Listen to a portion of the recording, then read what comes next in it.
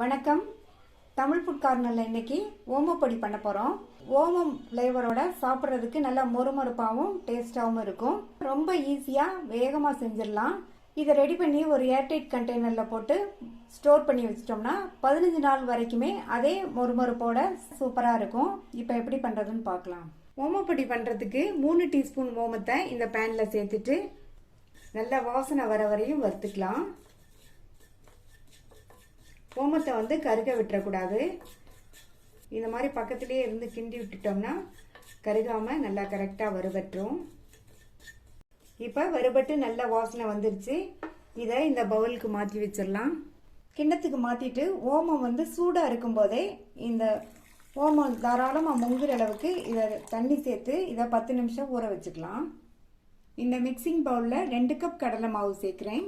இந்த மாவு கடலைப்பருப்பை வெயிலில் காய வச்சு மிஷினில் கொடுத்து திரிச்ச மாவு. இதை வந்து நான் ஜலிச்சு சேர்த்துருக்கேன். நீங்கள் மிஷினில் அரைச்ச மாவுனாலும் சரி, கடையில் வாங்கினாலும் சரி, எந்த மாவுனாலும் ஜலிச்சு சேர்த்துக்கங்க. இது கூட 1/2 கப் பச்சரிசி மாவு, 2 டீஸ்பூன் மிளகாத்தூள் சேர்க்குறேன்.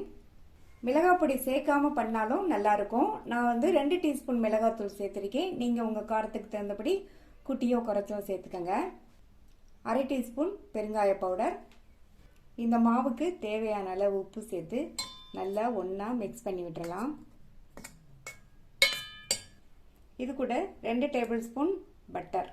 பட்டர் ஃப்ரிட்ஜில் இருந்ததுன்னா நீங்கள் முன்னாடியே வெளியில் எடுத்து வச்சு ரூம் டெம்பரேச்சருக்கு கொண்டு வந்துடுங்க. அப்போ தான் மாவில் வந்து நம்ம நல்லா மிக்ஸ் பண்ண முடியும். நான் வந்து பட்டர் சேர்த்துருக்கேன். அதுக்கு பதில் நீங்கள் நெய் அல்லது சூடான எண்ணெய் சேர்த்துக்கங்க. இப்போ இதை நல்லா மிக்ஸ் பண்ணி விட்டுட்டு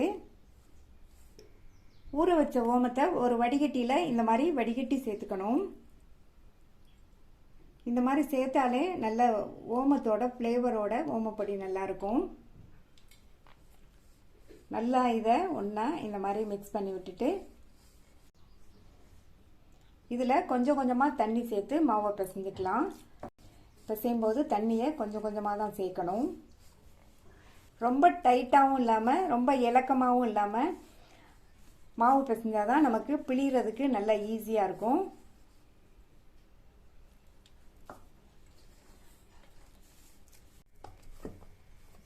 மாவு பிசைஞ்சாச்சு. மாவு வந்து இந்த மாதிரி பக்குவத்துக்கு பிசைஞ்சிக்கணும். அப்போ தான் ஓமப்பொடி பிழிகிறதுக்கும் ஈஸியாக இருக்கும். ஓமப்பொடியோட டெக்ஸ்சரும் நல்லாயிருக்கும். இந்த அச்சு வச்சு தான் ஓமப்பொடி பிழிய போகிறோம். இதை இதில் சேர்த்துட்டு இந்த முறுக்கு உலக்கில் வந்து இதை ஃபிக்ஸ் பண்ணிடலாம்.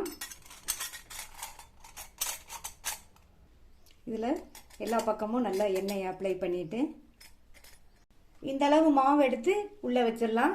மீதி மாவை மூடி வச்சுருங்க. அப்போ தான் காஞ்சி போகாமல் இருக்கும். இப்போ இதை க்ளோஸ் பண்ணிடலாம்.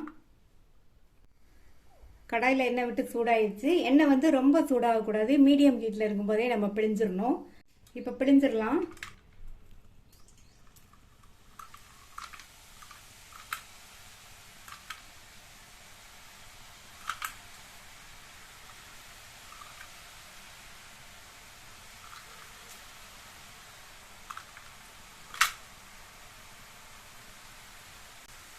ஸ்டவ் வந்து மீடியம் ஹீட்லேயே இருக்கட்டும். ஓமப்பொடிங்கிறதுனால இது வந்து வேகமாகவே வெந்துடும். இப்போ எண்ணெயோட சத்தம் ஓரளவு அடங்கிருச்சு. பிரட்டி போட்டுடலாம்.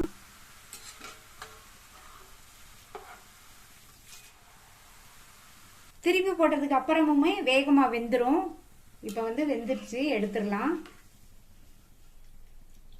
நல்லா எண்ணெயை வடிச்சிட்டு இப்போ நம்மளுடைய ஓமப்பொடி சூப்பராக ரெடி ஆயிடுச்சு. மீதி உள்ளதையும் இதே மாதிரி பிழிஞ்சு எடுத்துடலாம்.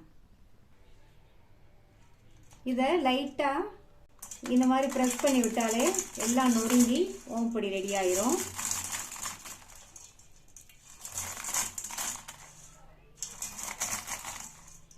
இந்த ஓமப்பொடி எவ்வளோ மொறுமொறுப்பாக இருக்குன்னு பாருங்கள். நீங்களும் இந்த ஓமப்பொடியை ட்ரை பண்ணி பாருங்கள். ட்ரை பண்ணி பார்த்துட்டு உங்கள் கமெண்ட்ஸை சொல்லுங்கள்.